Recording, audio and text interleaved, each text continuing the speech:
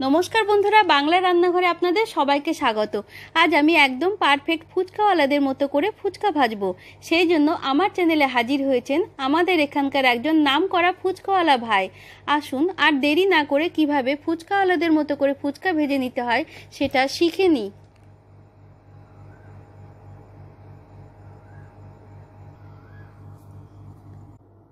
আমি এখানে 65টা থেকে 70টা ফুচকা করব।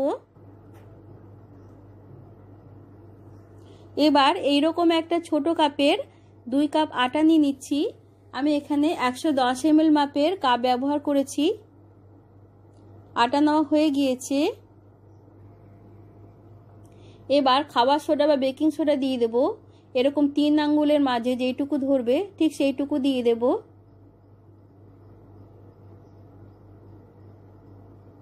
এরকম 3 আঙ্গুলের মাঝে এটুকু ধরেছে, এটুকু খাবার সোডা দিয়ে দিলাম, কিংবা 2 কাপে 2 চিমটি খাবার সোডাও ব্যবহার করা যাবে। খাবার সোডাটা খুব ভালো করে মিশিয়ে নিচ্ছি। এবার ওই আটা মাপার কাপেই 1 কাপ জল নিয়ে এসেছি। অল্প অল্প করে জল দিয়ে একটা শক্ত ডো তৈরি করে নিচ্ছি।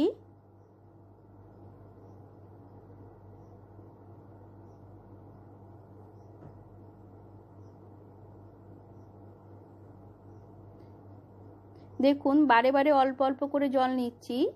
এমন নয় যে একটু জল বেশি পড়ে গেল তারপর আবার একটু আটা নিয়ে নিলাম, আবার একটু খাবার সোডা নিলাম, এভাবে কিন্তু ফুচকা হবে না। বারে বারে করে অল্প অল্প জল নিয়ে একটা শক্ত ডো তৈরি করতে হবে।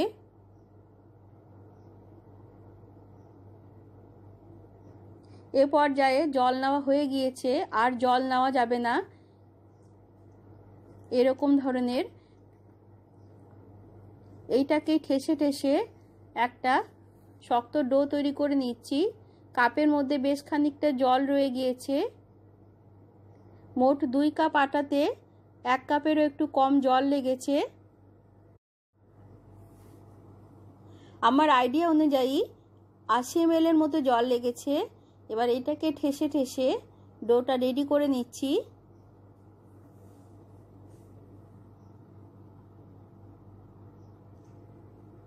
দেখুন ডোটা রেডি হয়ে গিয়েছে, বুঝতেই পারছেন কিরকম শক্ত ডো।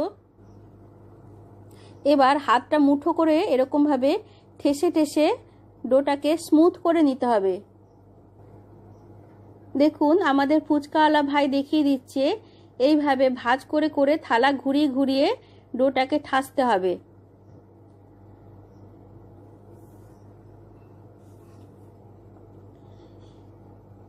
এরকম বারে বারে ভাঁজ করে করে ঠাসতে হবে।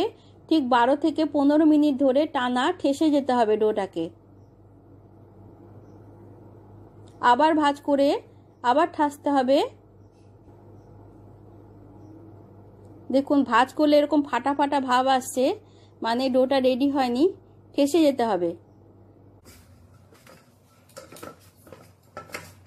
আটাটা হয়ে এসেছে। হ্যাঁ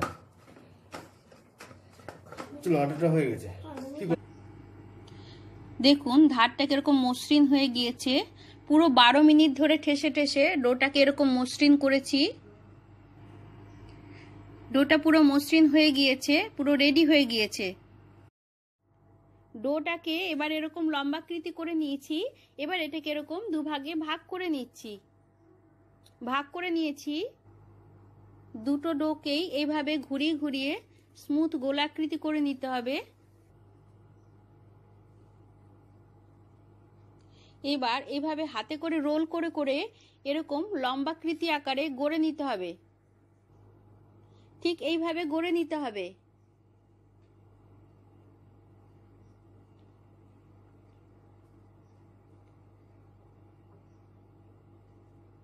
এবার লেইগুলো ছিঁড়ে নিতে হবে এইভাবে। এবার ওপর থেকে এরকম ভাবে আটা ছিটিয়ে লেইগুলোর গায়ে ভালো করে মাখিয়ে দিতে হবে।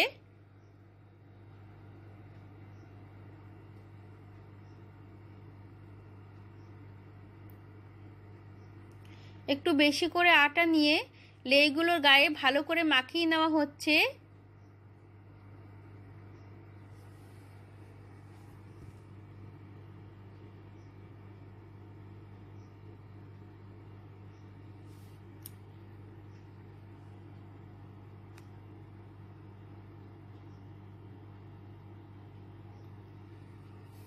এবার অন্য একটা বড় জায়গায় নিয়ে এভাবে হাতে করে ঘুরিয়ে ঘুরিয়ে লেইগুলোকে সুন্দর গোলাকৃতি আর মসৃণ করে নেওয়া হচ্ছে।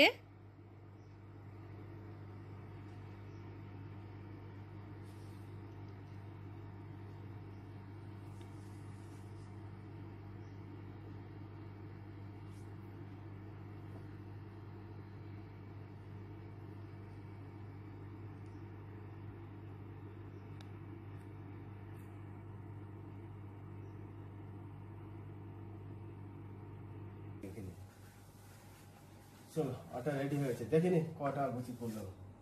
2 4 21 32 65টা ঘটছে। এটাকে রেস্ট দিতে হবে মিনিমাম 15 মিনিট।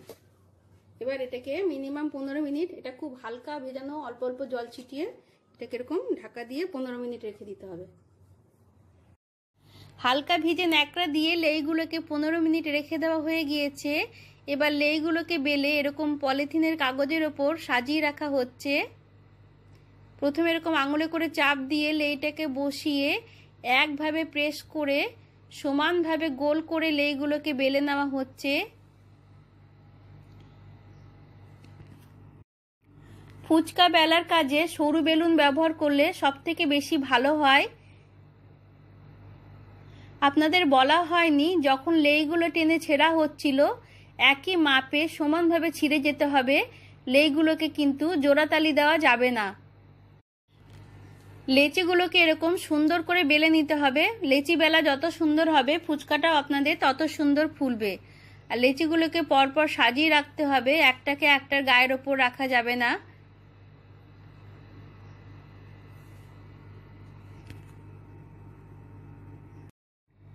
আগে সব লেচিগুলো বেলে নিতে হবে। লেচিগুলোকে উপরের অংশ হালকা শুকিয়ে যাওয়ার জন্য একটু টাইম দিতে হয়। এইভাবে শেষের দিককার ফুচকাগুলো বেলতে বেলতে প্রথম দিকের ফুচকাগুলো রেস্ট পেয়ে যায়। দেখুন প্রথম ফুচকা বেলাটা হালকা শুকিয়ে কালার চেঞ্জ করেছে, মানে এখন ওটা ভাজা যেতে পারে। এভাবে প্রথম দিকের বেলা ফুচকাগুলো ভাজতে ভাজতে শেষের দিকের ফুচকাগুলো রেস্ট পেয়ে শুকিয়ে যায়, আর অপেক্ষা করার দরকার পড়ে না। ফুচকা বেলার সময় কিন্তু আটা ব্যবহার করা যাবে না।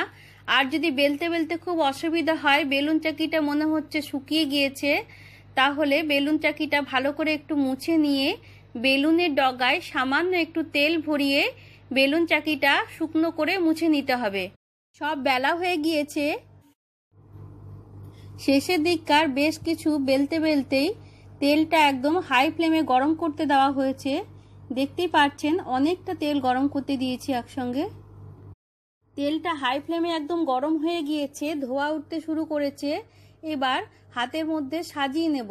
যার পক্ষে যতগুলি সম্ভব ভাজার তিনি ততগুলি সাজাবেন। এইভাবে তুলে নিয়ে উল্টো করে ঘুরিয়ে রাখতে হবে। শুকনো দিকটা হাতের দিকে করে সাজিয়ে নিতে হবে। এইভাবে তুললাম, এবার তুলে এভাবে ঘুরিয়ে রেখে নিতে হবে।